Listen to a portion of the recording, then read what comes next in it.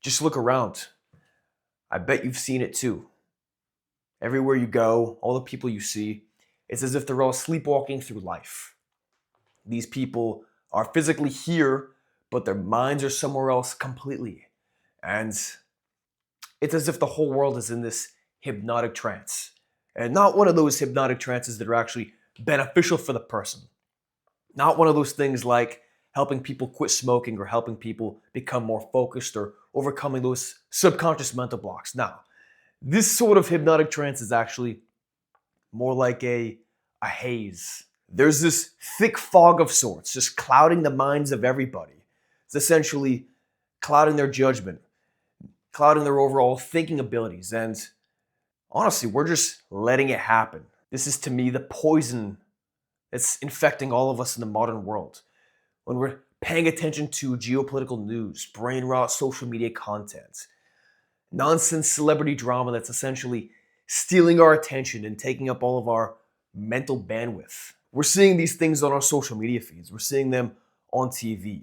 We're seeing them in articles online. And of course, all these things take up so much of our attention because most of our time is spent at the TV, at the computer, at our phones, on social media.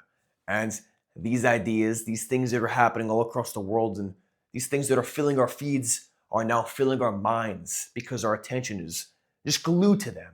We feel this subconscious desire to be plugged in, to be up to date. And this is why so many people are mentally foggy, scattered, anxious, and overwhelmed. It's why mental health issues are off the charts. It's why even the most minor inconveniences in daily life are affecting people so deeply. And this is the paradox, because while we know these things are so bad for us to always be plugged in, we still go back to it every single day.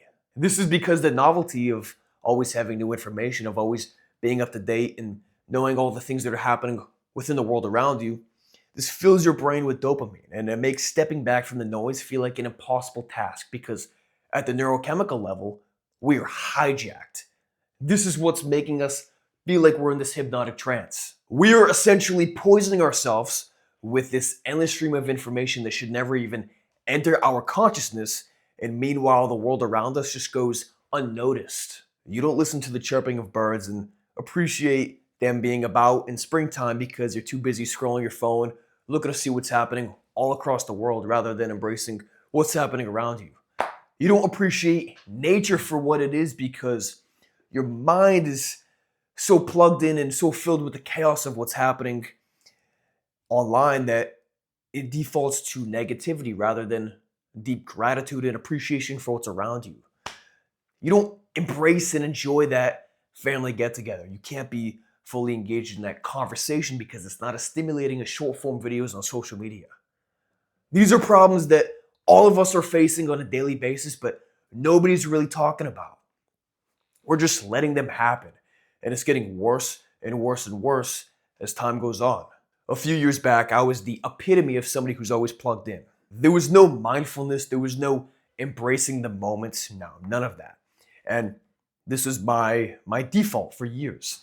And it wasn't until one day when somebody asked me about a conversation I had with somebody else, and I couldn't even remember what we talked about, even though the conversation I had was like 2 hours ago. And I'm trying to think what we even talked about. And I couldn't remember. I couldn't remember not because my memory was bad, but because in that conversation I really wasn't paying attention. It's not because I didn't want to pay attention, but because I simply couldn't. My mind was somewhere else. I was so used to being plugged in and overstimulated by this video and the next video, and drama going on in the news that I couldn't be fully present. And that's when I realized, holy shit, I gotta make some changes within my own life. And so I stripped back the layers. I looked deep within my mind to figure out exactly what the hell was going on. Why was I having such a hard time paying attention? Why was I not engaged with other people around me? Why was I viewing the world in such a negative light? And I realized it was because I was always so plugged in. And this changed everything for me. I remember that week vividly. I didn't use social media for the entire week. I didn't even watch TV after work. I didn't play video games. Nothing. All I did was I woke up, I wrote content, went to work, hit the gym, I started reading a lot of books. Actually, a lot of these books behind me, I read, this was back in 2020, actually during the lockdown, when I realized all of this was happening. And yeah, within a few weeks, I really began to see how this issue was affecting so many other people around me. It wasn't just me. But when I was in that state of mind, when I was so plugged in, I didn't have the awareness to see it happening all around me. And it's been 6 years since this all went down. And from what I've seen within society, within, children all the way up until the elderly people I notice in supermarkets and within my family, it's only getting worse. People are only getting more plugged in. People are only more dependent on the things that are ultimately destroying their brains from the inside out. And just think about how addictive social media is, even for adults, all right? Even for people who are like 50 years old plus.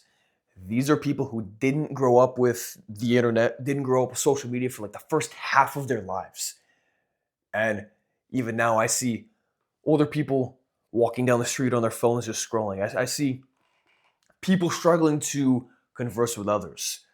People don't have the same social skills that they even had like 10, 15 years ago. There's this guy in my neighborhood, he's got to be 55, 60 years old, and he walks his dog every day, which is a great thing, of course. But every time I see him walking his dog, he's just staring at his phone, laughing.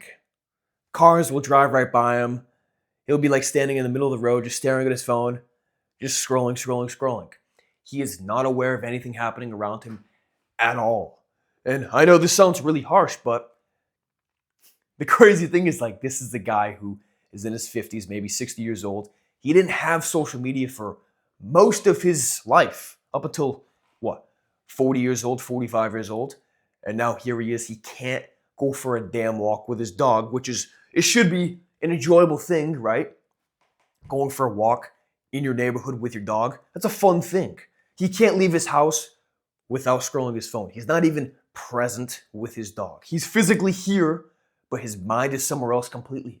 We're at this weird point in life where people can't even enjoy things that are actually pleasurable. People can't enjoy things like taking their dog for a walk without the additional stimuli of social media. People can't enjoy driving in their car on a nice sunny day without listening to a podcast. People can't enjoy cooking a new meal, trying this new recipe, without, again, listening to music or podcast in the background. Now, we can't just be fully present. And this has had such an impact on us that the influence it has over your daily actions, your daily thoughts, your beliefs, it's so incredibly strong that these things just happen automatically. You're not even aware of the thoughts you're having. You're not even aware of the beliefs you have and the actions you take on a daily basis, just because they've been conditioned, they've been hardwired within you due to being overstimulated. This whole thing gets me thinking what it'll be like 10 years from now, or even 20 years from now. How different will things be within our world? One of my favorite books of all time is Brave New World by the author Aldous Huxley. And this was written in 1932. So in the book, it's this like dystopian society. And people take this daily pill, this drug. It's called Soma. Soma is essentially a drug that melts away any unhappiness within your life. And you can think of it as like an opiate. It's like fentanyl or heroin that just makes you feel good despite whatever's happening around you. And regardless of how your life is set up, regardless of the conditions you're in, it blinds those people of the truth of reality. It blinds them of the fact that the government's kind of corrupt and how their lives really aren't all that good, because they're numb. That's what the drug does. And this within itself creates this mass hypnosis of sorts. And in the book, the main character's like, hey, what if I just stop taking Soma? What'll happen then? And then I won't spoil the book for you, but that's how everything changes from there. Now, it seems to me that that's exactly what we're experiencing in modern times with social media and the internet and always being so plugged in. And sure, there's great content online. I like to think that I'm somebody who's trying to create that great content. While it might not be the most pleasurable to the eye, it might not give you the most dopamine, I like to think that I'm trying to shift your beliefs here in a positive light. But most of the internet is just filled with slop. It's complete shit that's meant to essentially mess up your nervous system and mess up your mind and get you hooked on having to come back for more and more and more. And it's not actually helping you. It's just giving you that quick hit, that pleasure in the moment, but hurting you in the medium to long term. And most of the stuff you see online is just meant to get you feeling reactive and emotional in ways that actually don't serve you. Simultaneously, this is messing up with your dopamine level so that you feel this, as I said, you feel this need to keep coming back for more and more and more. And that is how this mass hypnosis starts and continues to happen day after day after day. At this point, it's not even a conspiracy. I know, and 5-10 years ago, people might have seen me talking about this and thought, yeah, that guy's insane. Well, what is that guy even talking about? But no, I truly believe that this is what's happening, and it's happening in real time. And most people, you and your parents and your friends and your teachers and everybody else around you, your coworkers, they also know it's happening. We all know that this is happening. We all know the effect that it's having on our minds, but because of the effect it's having on our dopamine system, we just put the blinders on. We don't care. And I'm not saying you don't care or I don't care, because obviously that's not the case. If you're still watching this video, then yeah, you do care. There are things you want to change about this aspect of your reality.